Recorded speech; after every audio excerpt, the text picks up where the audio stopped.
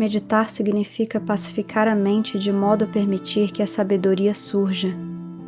Para colocar de forma sucinta, é apenas uma questão de felicidade e infelicidade.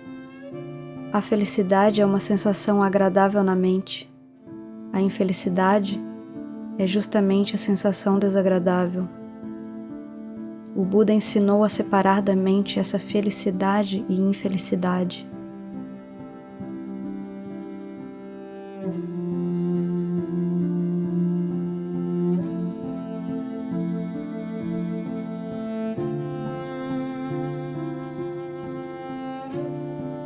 É muito importante que pratiquemos o Dhamma. Se não praticarmos, então todo o nosso conhecimento será somente um conhecimento superficial. A sua cobertura externa somente. É como se tivéssemos um certo tipo de fruta, mas que ainda não a tivéssemos experimentado. Apesar de termos essa fruta nas nossas mãos, ela não nos traz nenhum benefício. Somente comendo a fruta que podemos realmente conhecer o seu sabor.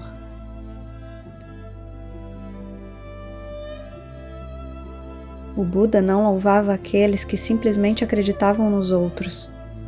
Ele louvava a pessoa que tinha o conhecimento interiorizado. O mesmo que com a fruta, se nós já a tivermos provado, não precisaremos perguntar a ninguém mais se ela é doce ou azeda. Os nossos problemas estão solucionados. E por que estão resolvidos? Porque vemos de acordo com a verdade.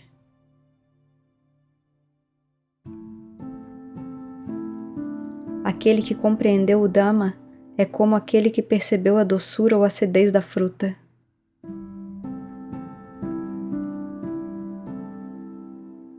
Todas as dúvidas terminam nesse momento. Quando falamos sobre o Dhamma, embora possamos falar muito, usualmente isso pode ser resumido em 4 coisas. Elas são simplesmente entender o sofrimento, entender a causa do sofrimento, entender o fim do sofrimento e entender o caminho da prática que conduz ao fim do sofrimento. Isso é tudo. Tudo o que experimentamos até agora no caminho da prática se resume nessas 4 coisas. Quando entendermos essas coisas, os nossos problemas terminam. De onde surgem essas 4 coisas? Elas surgem justamente desse corpo e dessa mente, de nenhum outro lugar. Então, por que o Dhamma do Buda é tão amplo e tão extenso? É assim de forma a explicar essas coisas de uma maneira mais detalhada, para ajudar-nos a vê-las. Quando Siddhartha Gautama nasceu nesse mundo, antes que enxergasse o Dhamma, ele era uma pessoa comum como qualquer um de nós. Quando entendeu o que era para ser entendido, isto é, a verdade do sofrimento, a causa, o fim e o caminho que conduz ao fim do sofrimento, ele compreendeu o Dhamma e se tornou um Buda perfeitamente iluminado. Quando compreendermos o Dhamma, onde quer que estejamos, entendemos o Dhamma. Onde quer que estejamos, ouvimos os ensinamentos do Buda. Quando compreendemos o Dhamma, o Buda está dentro da nossa mente. O Dhamma está dentro da nossa mente, e a prática que conduz à sabedoria está dentro da nossa mente. Ter o Buda, o Dhamma e a Sangha dentro da nossa mente significa que, boas ou más, saberemos claramente por nós mesmos a verdadeira natureza das nossas ações. Foi assim que o Buda descartou as opiniões mundanas. Ele descartou os elogios e as críticas. Quando as pessoas o elogiavam ou criticavam, ele simplesmente aceitava ambos pelo que eram.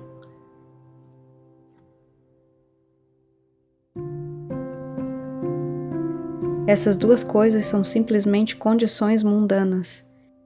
Assim, ele não se abalava por isso. Por que não? Porque ele conhecia o sofrimento.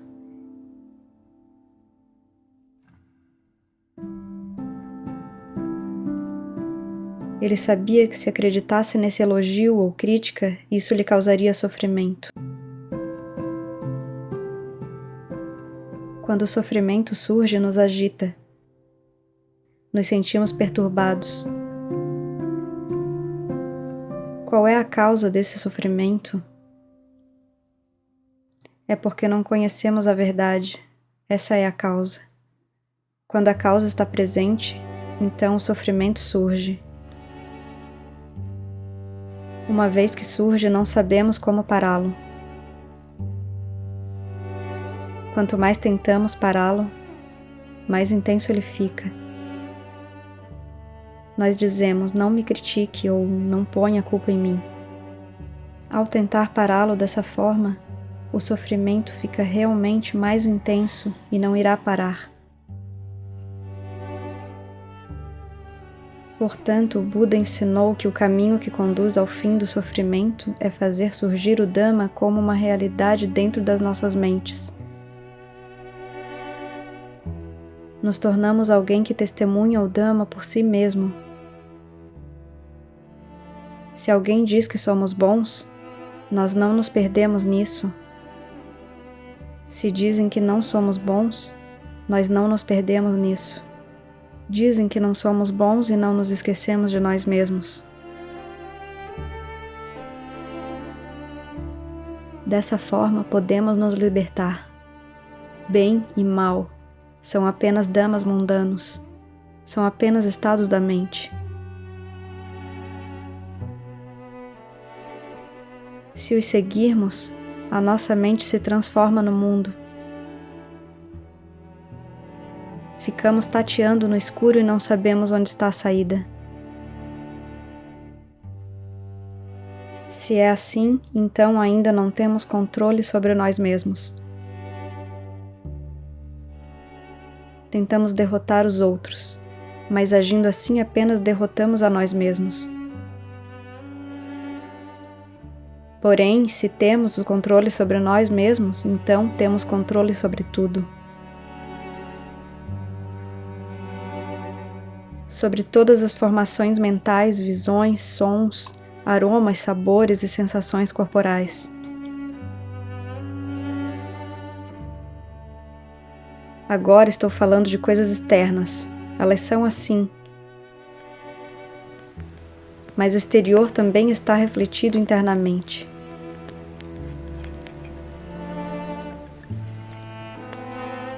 Algumas pessoas apenas conhecem o exterior. Elas não conhecem o interior.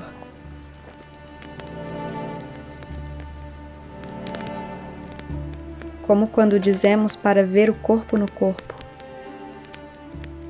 Ver o corpo exterior não é suficiente. Precisamos conhecer o corpo dentro do corpo. Então, tendo investigado a mente, devemos conhecer a mente dentro da mente.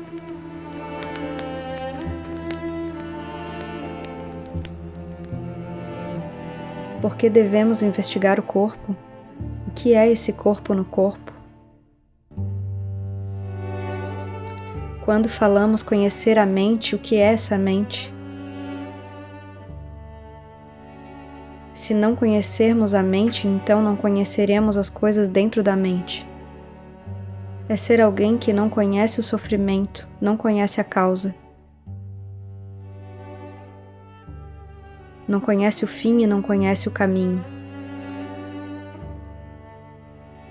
As coisas que deveriam ajudar a extinguir o sofrimento não funcionam porque somos distraídos pelas coisas que o agravam. É como se tivéssemos uma coceira na cabeça e coçássemos a perna.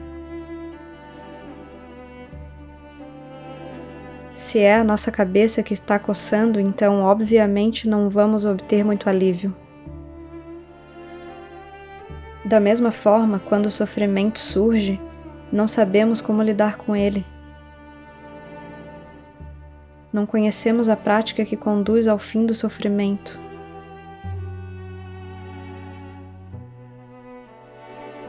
Por exemplo, vejam o corpo, esse corpo que cada um de nós trouxe aqui.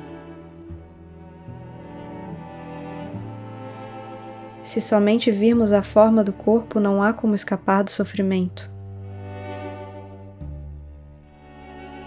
Por que não? Porque ainda não enxergamos o interior do corpo. Somente vemos o exterior. Somente o vemos como algo belo, que possui substância. O Buda disse que somente isso não é suficiente. Vemos o exterior com os nossos olhos. Uma criança pode vê-lo, não é difícil. O exterior do corpo pode ser visto com facilidade, mas ao vê-lo, nos prendemos nele. Não conhecemos a verdade a seu respeito. Ao vê-lo, nós o agarramos e ele nos morde. Portanto, devemos investigar o corpo dentro do corpo.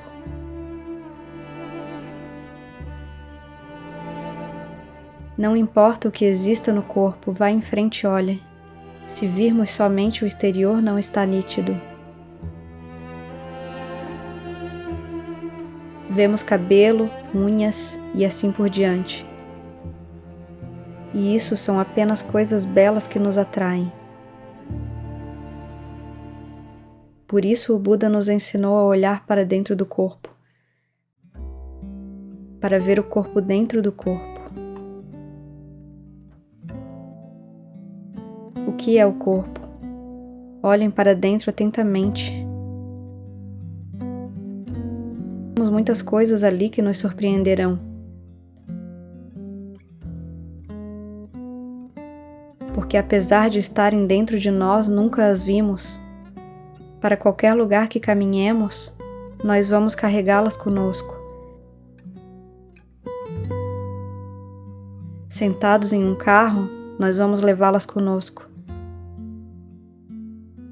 Mas mesmo assim não as conhecemos. Se virmos somente a sua casca, diremos que ele é agradável e bonito.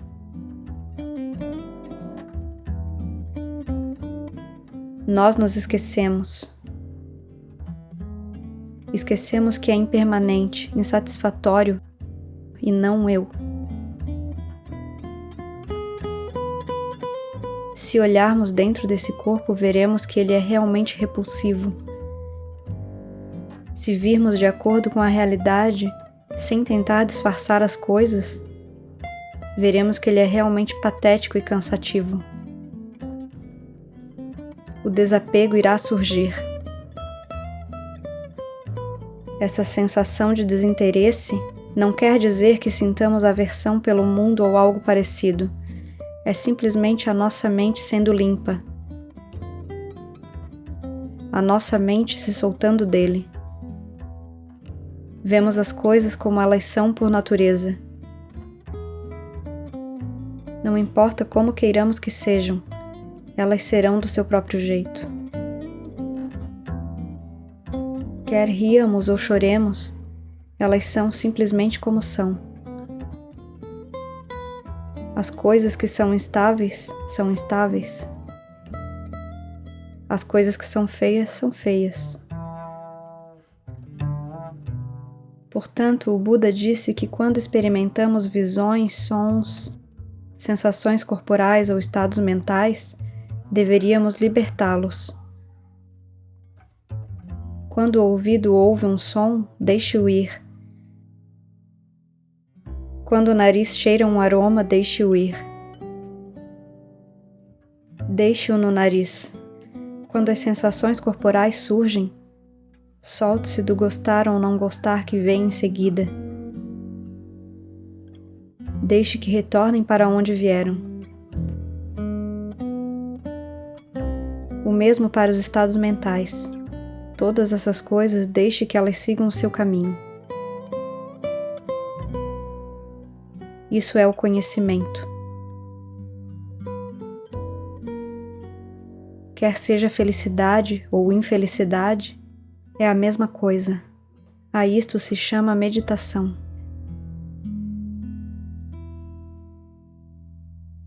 Meditação significa pacificar a mente de forma que a sabedoria possa surgir. Isso exige que pratiquemos com o corpo e a mente de forma a ver e conhecer as impressões sensuais da forma, do som, do sabor, do toque e das formações mentais. Colocando de modo resumido, é somente uma questão de felicidade e infelicidade. O Buda ensinou a separar da mente essa felicidade e infelicidade. A mente é aquilo que sabe. A sensação é a característica da felicidade ou infelicidade, gostar ou não gostar. Quando a mente se entrega a essas coisas, dizemos que ela se apega ou assume que essa felicidade e infelicidade merecem ser guardadas. Esse apego é uma ação mental. Essa felicidade ou infelicidade é a sensação. O estado natural da mente não é nem de felicidade e nem de infelicidade. Quando uma sensação entra na mente, então a felicidade ou infelicidade surgem. Se tivermos atenção plena, então entenderemos a sensação agradável como sensação agradável. A mente que sabe não irá se agarrar a ela. A felicidade se encontra ali, mas está do lado de fora da mente. Não está enterrada dentro da mente. A mente simplesmente sabe disso com clareza. Quando dizemos que o Buda e os iluminados aniquilaram as contaminações, não é que eles realmente as aniquilaram. Se eles as tivessem aniquilado, então provavelmente nós não teríamos nenhuma. Eles não aniquilaram as contaminações. Quando as conheceram pelo que elas são, se soltaram delas. Alguém que seja estúpido irá se agarrar a elas, mas os iluminados conheceram as contaminações como veneno nas suas mentes.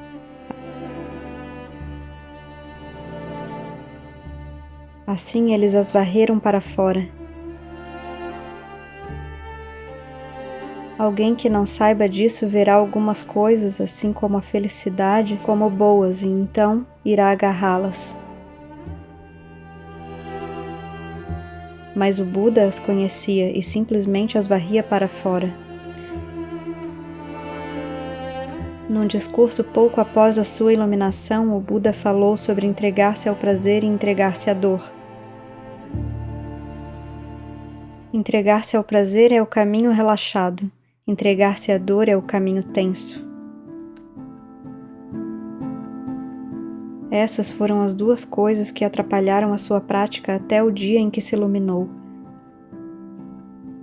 Porque no início ele não se soltava delas. Assim que ele as entendeu, ele passou a soltar-se delas e dessa forma foi capaz de proferir o seu primeiro discurso. Portanto, dizemos que um meditador não deve seguir o caminho da felicidade ou infelicidade. De preferência, deve entendê-las. Entendendo a verdade do sofrimento, saberá a causa do sofrimento, o fim e o caminho que conduz ao fim do sofrimento. E o caminho que conduz ao fim do sofrimento é a própria meditação. Para colocar de maneira simples, precisamos estar plenamente atentos.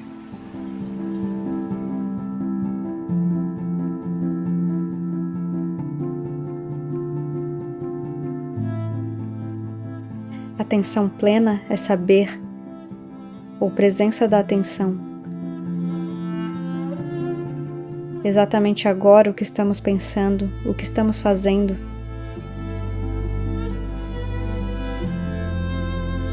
O que temos conosco exatamente nesse instante.